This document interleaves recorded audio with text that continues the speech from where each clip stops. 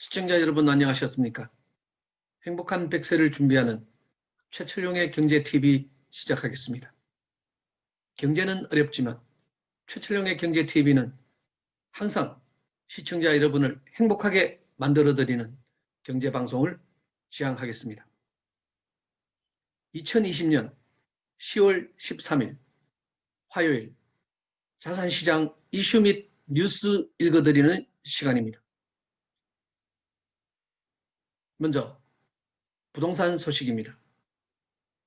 서울경제 부동산 불법 행위 신고 10건 중 6건은 집값 담합. 지난 6개월간 접수된 부동산 불법 행위 10건 중 6건은 집값 담합인 것으로 나타났습니다. 불법 행위자로 가장 많이 지목된 집단은 공인중개사였다고 합니다. 한국감정원 제출 자료에 따르면 지난 2월 21일부터 8월 26일까지 6개월간 부동산 거래질서 교란행위 신고센터에 접수된 불법행위 신고는 모두 1374건이었다고 합니다.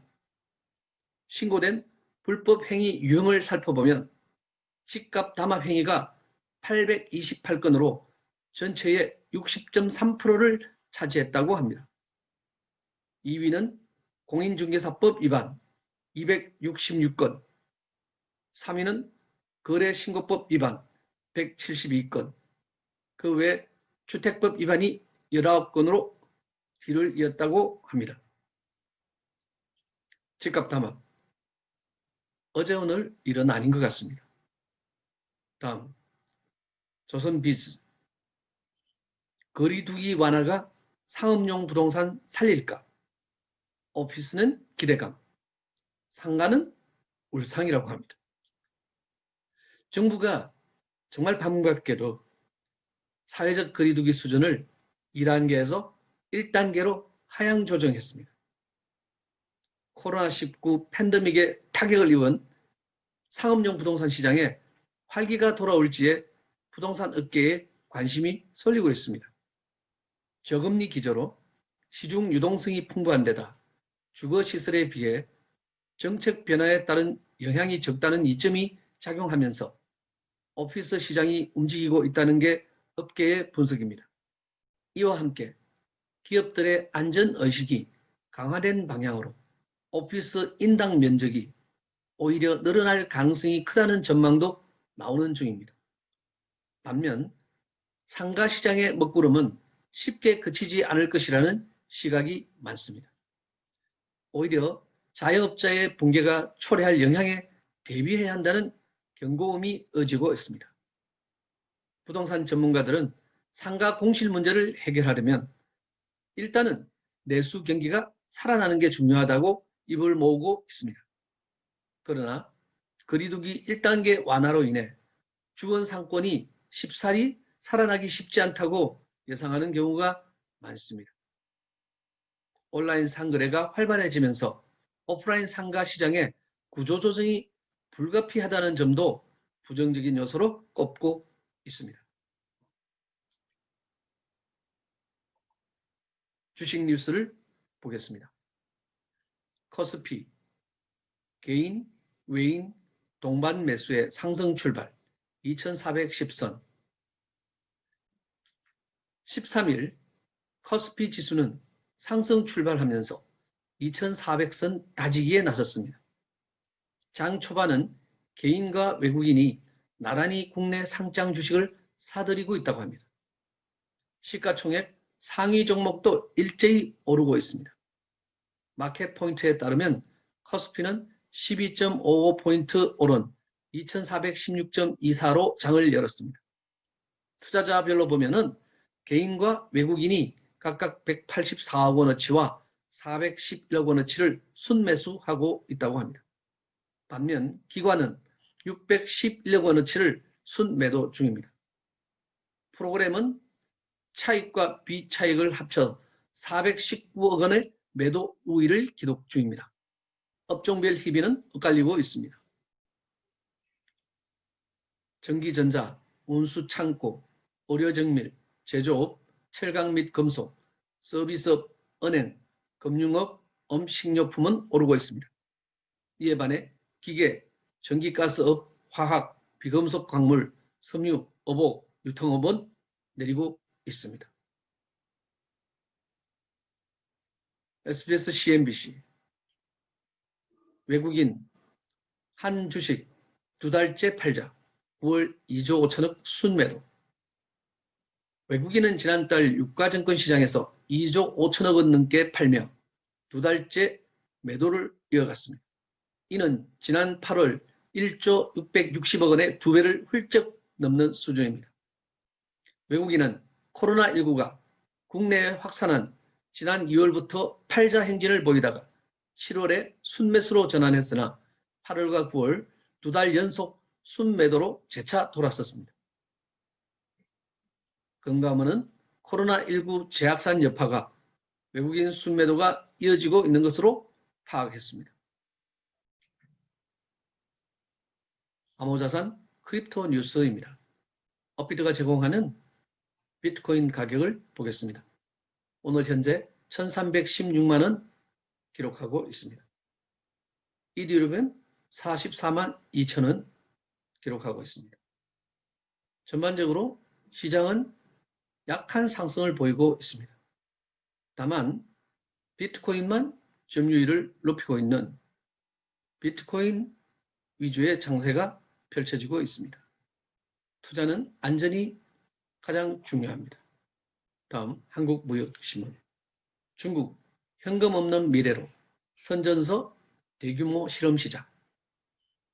중국은 현금 없는 사회를 지향해 왔습니다. 디지털 위안화는 비트코인 같은 암호화폐가 아닙니다. 대신 중국의 중앙은행인 인민은행이 발행하고 관리합니다.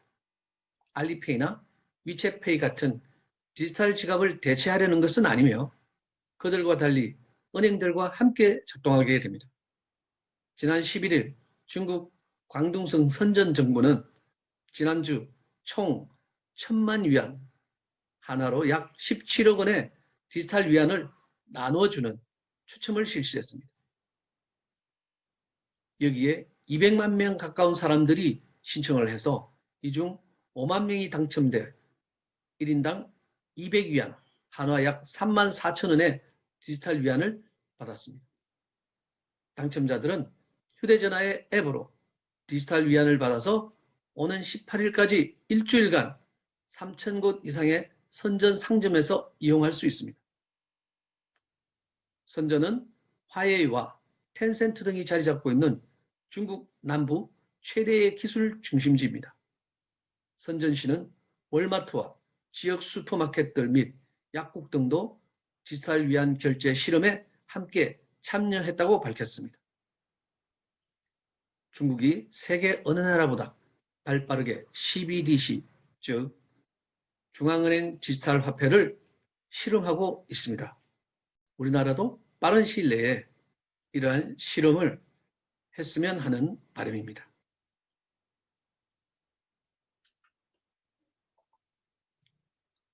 소상공인 뉴스입니다. 동아닷컴 거리두기 1단계 서울 유흥시설 휴식시간제 100인 이상 집회금지.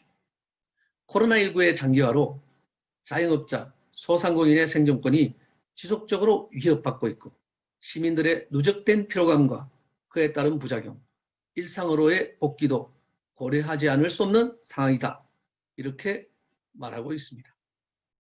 코로나19 진정세가 더딘 서울시는 12일 0시부로 사회적 거리두기를 1단계로 하향하되 기본적인 생활방역수칙 준수 여부를 더욱 철저하게 관리하기로 했습니다. 서울시는 이날 브리핑을 통해 일괄 통제보단 위험 요인별 핀셋 방역 대책을 가동하여 전국 확진자 중 서울 등 수도권 확진자 비율이 높아 서울의 경우 고도의 경각심을 유지해야 되는 상황이라고 밝혔습니다. 아직 안심할 단계가 아닌 상황이니까 우리 모두의 건강을 위해 반드시 방역 수칙을 준수하면서 경제활동을 하여야 하겠습니다. 자산시장에서 성공 투자를 위해서는 관련 자산의 지식과 정보 습득은 필수입니다. 따라서 최철영의 경제TV에서는 새로운 자산 투자로 각광받고 있는 디지털 자산의 기본 지식을 말씀드리고 있습니다. 오늘은 비트코인 채굴 시장에 대한 이야기를 하겠습니다.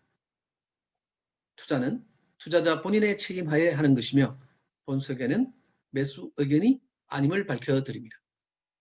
디지털 자산 비트코인은 처음에는 컴퓨터 칩인 CPU, 즉 중앙 처리 장치를 탑재한 데스크탑형 소형 컴퓨터 등에서 채굴 가능한 적도 있었습니다.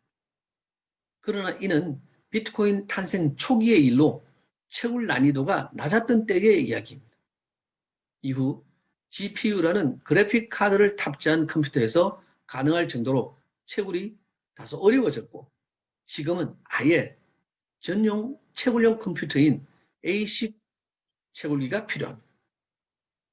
그러다 보니까 채굴은 개인이 직접 해서는 아예 수익성이 없는 사업으로 점점 변해버렸습니다.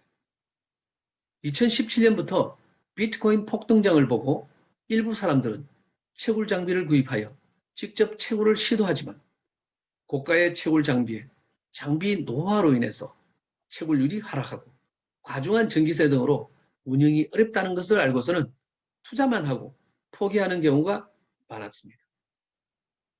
이때 비트코인 전용 채굴기인 중국의 비트메인사의 ASIC 채굴기가 약 500만 원대 내외였으니까 얼마나 거품이었는지는 나중에 알게 됩니다.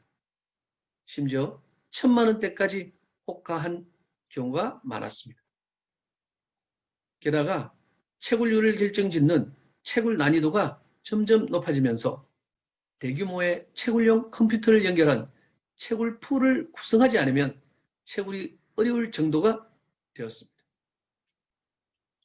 이에 채굴 사업의 미래는 획기적인 반도체 기술의 발전이 없다면 채굴자들은 채굴기를 대량으로 싸게 사서 직접 채굴 가능한 기업형으로 전기세 등의 원가를 낮출 수 있는 본격적인 대기업형 채굴 회사들만이 살아남는 구조로 변했습니다. 채굴기가 전기를 아주 많이 사용하기 때문에 대형 채굴풀을 가진 기업들은 주로 아이슬란드 같은 추운 지방에 채굴 단지를 구성해서 입주해 있습니다. 대형 채굴사들을 보면 거의 중국에 기반을 두고 있습니다만은 블록체인 사이트에 나오는 채굴 기업들은 폴린, FT풀, 호비풀, 안테풀, BTC.com, 바이아 BTC, OKEX풀, 슬러시풀 등이 있습니다. 여전히 채굴률을 유지하는 대기업형 채굴 기업들이 보입니다만은 최근에 사라진 채굴 기업도 있으니 그만큼 채굴 사업이 어렵다는 것을 보여주고 있습니다.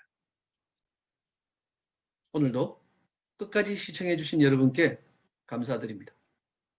최철용의 경제TV 여기서 마치겠습니다. 감사합니다.